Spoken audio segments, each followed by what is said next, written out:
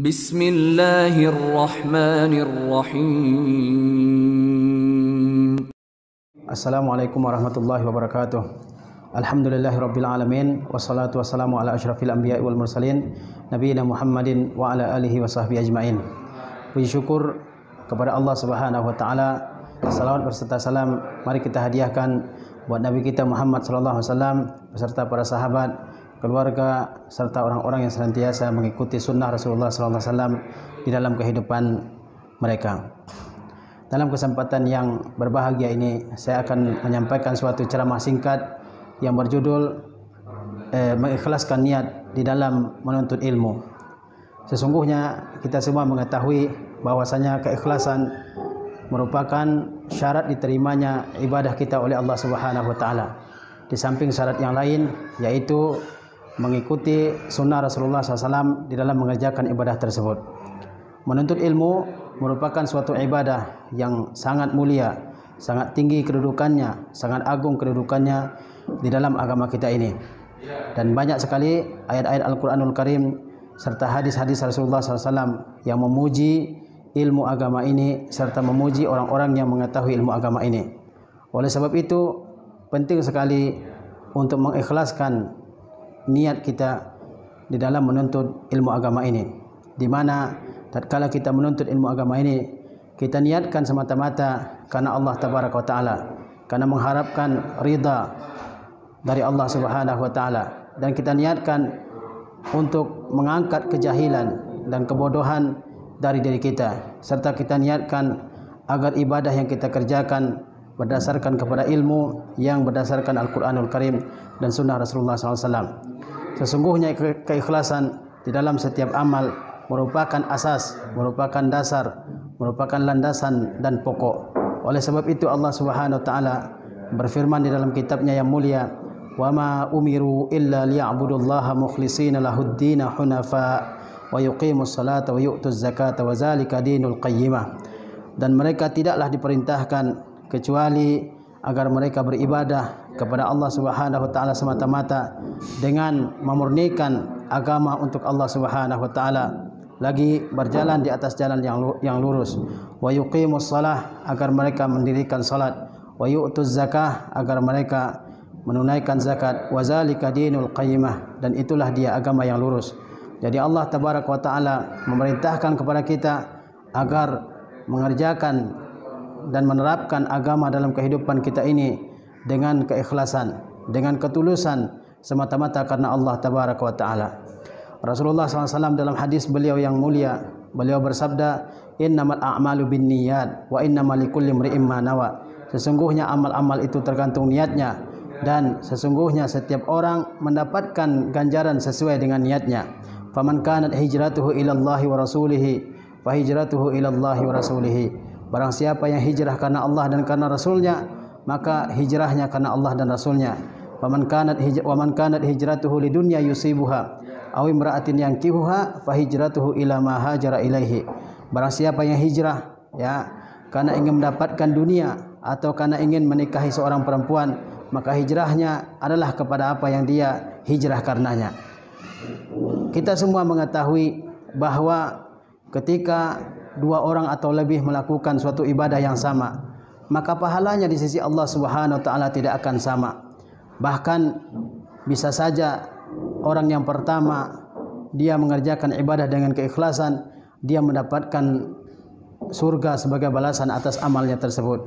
Dan orang yang mengerjakan amal yang sama, yang berdiri di sampingnya, sama gerakannya, sama awal ibadahnya, sama keluar dari ibadah tersebut, sama waktunya, tetapi bisa saja ganjarannya bukan surga tetapi neraka. Seperti misalnya orang yang mengerjakan salat 5 waktu, dia berdiri di dalam saf yang sama, tetapi ganjaran yang mereka terima dari sisi Allah Subhanahu wa taala bisa berbeda-beda. Seperti orang yang bersedekah, ada orang yang bersedekah dia mendapatkan ganjaran yang besar di sisi Allah Subhanahu wa taala. Ada orang yang bersedekah dia mendapatkan siksa dari Allah Subhanahu wa taala karena dia bersedekah misalnya dengan penuh riya, dengan sum'ah dan seterusnya. Begitu juga dengan perkara menuntut ilmu ini. Ada orang menuntut ilmu semata-mata karena Allah Subhanahu wa taala, sehingga ilmunya bermanfaat, sehingga ilmunya membawa dia kepada kebaikan, sehingga ilmunya selalu membawa berkah kemanapun dia bawa ilmu tersebut. Tetapi ada orang yang ketika menuntut ilmu, dia tidak ikhlas menuntut ilmu tersebut. Dia menuntut ilmu karena ada niat-niat lain, bukan karena Allah Subhanahu wa taala. Bukan supaya dia mengangkat kejahilan dari dirinya, tetapi supaya dipanggil sebagai orang alim misalnya, supaya mendapatkan keuntungan dunia misalnya, supaya dipuja-puji di dalam majlis-majlis ilmu dan seterusnya. Maka orang seperti ini tidak akan mendapatkan ganjaran dari ilmu yang dia tuntut tersebut. Oleh sebab itu Rasulullah SAW mengingatkan kepada kita di dalam hadis beliau yang mulia.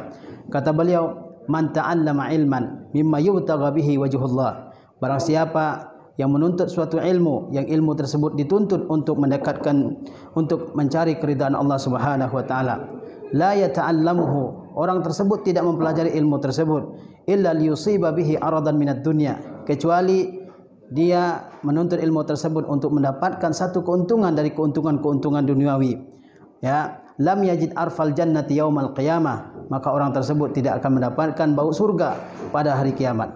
Ada orang menuntut ilmu agama ini bukan karena Allah tabaraka wa taala, tetapi karena ingin mendapatkan keuntungan duniawi. Dia menuntut ilmu, bertahun-tahun menuntut ilmu karena dia menginginkan, ya, nanti saya bisa jadi pejabat, nanti saya bisa jadi menteri agama misalnya, atau saya jadi mufti, atau saya jadi ulama besar, lalu saya dikunjungi oleh orang berguru kepada saya. Dia memiliki berbagai macam niat, ya, dan semua niat tersebut, ya, terhimpun dalam satu, yaitu mendapatkan keuntungan duniawi. Kalau orang niatnya menuntut ilmu agama ini adalah untuk mendapatkan keuntungan duniawi, maka dia mendapatkan satu ancaman dari sisi Rasulullah SAW, yaitu bahwa dia tidak akan mencium bau surga pada hari kiamat kelak. Kemudian Rasulullah SAW juga mengingatkan kepada kita, ya, bahwa orang yang tidak ikhlas di dalam menuntut ilmu agama ini termasuk di antara orang yang pertama kali diputuskan, ya, diberi keputusan oleh Allah Subhanahu wa taala pada hari kiamat. Sebagaimana Rasulullah SAW bersabda tentang 3 orang yang pertama-tama diputuskan oleh Allah Subhanahu wa taala, ya, kedudukan mereka pada hari kiamat. Apakah dia termasuk di antara orang-orang yang masuk surga ataupun masuk neraka?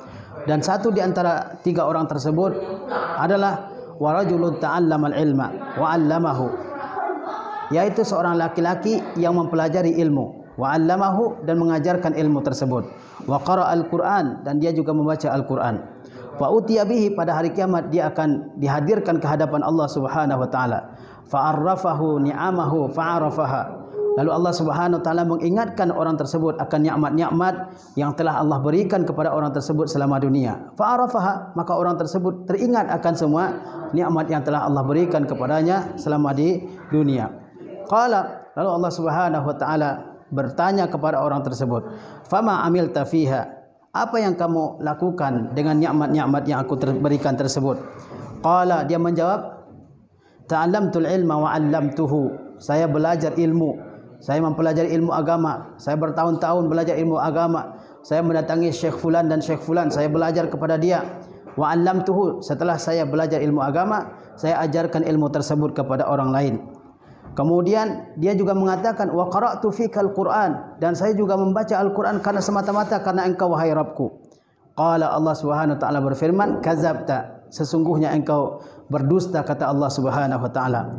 Walakinnaka ta'allamtal ilma liuqala alim, akan tetapi engkau sebenarnya, ya, engkau dulu belajar ilmu agama bukan karena aku, kata Allah Subhanahu wa taala, tapi karena engkau ingin dipanggil sebagai seorang alim.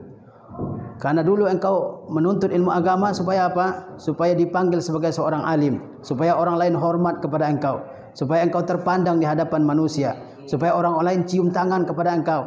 Itu tujuan engkau untuk menuntut ilmu agama dahulu di dunia. Wa qara'tal Qur'an, engkau juga membaca Al-Qur'an, kata Allah Subhanahu wa taala. Tetapi apa niat engkau ketika membaca Al-Qur'an? Liuqala huwa qari.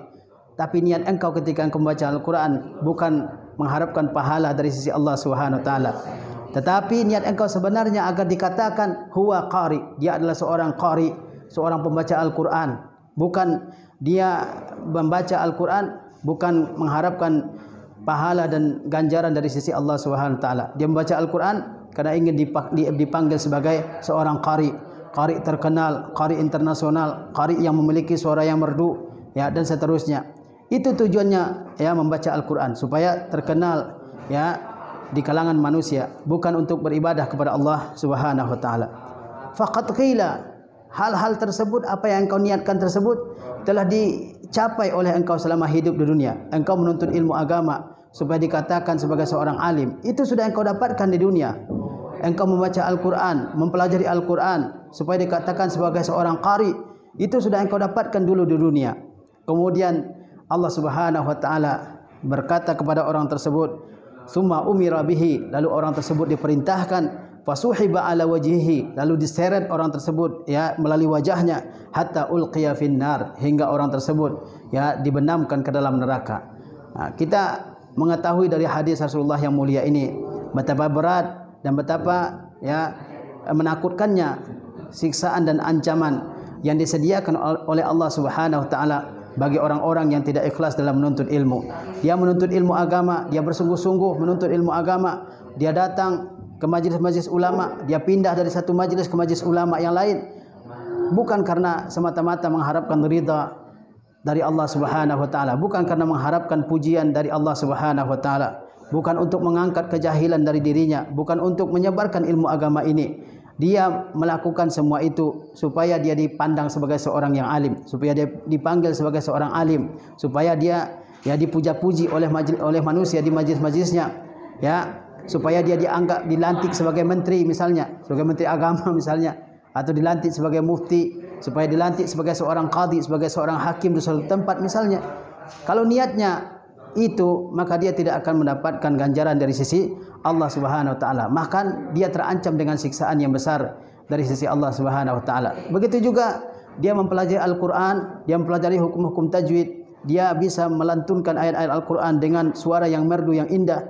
Niatnya adalah semata-mata supaya orang memanggilnya qari, ya, diundang oleh orang ke berbagai macam majlis, lalu orang terpikat dengan suaranya yang indah. Kalau itu niatnya, bukan membaca Al-Quran semata-mata beribadah kepada Allah SWT, maka dia sudah mendapatkan ancaman yang disebutkan oleh Rasulullah dalam hadis yang mulia ini. Apa ancamannya?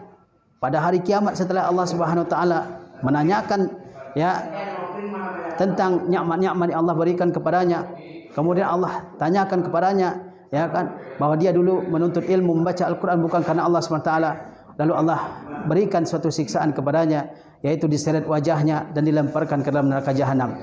Sungguh mengerikan, ya, siksaan yang diceritakan oleh Rasulullah dalam hadis ini. Maka supaya kita terhindar dari siksaan-siksaan yang disebutkan oleh Rasulullah SAW, ancaman-ancaman yang disebutkan oleh Rasulullah dalam hadis-hadis beliau tentang orang-orang yang tidak ikhlas dalam beramal, tentang orang-orang yang tidak tulus dalam beramal, maka kita harus, ya, membuat niat kita tulus semata-mata karena Allah Subhanahu wa taala di dalam mengerjakan setiap ibadah kita, termasuk di dalam menuntut ilmu. Mudah-mudahan ceramah singkat ini bisa bermanfaat bagi diri kita sendiri, bagi diri saya sendiri, dan juga bagi saudara-saudara, juga bagi seluruh kaum muslimin. Wa akhiru da'wana alhamdulillah rabbil alamin. Wassalamualaikum warahmatullahi wabarakatuh.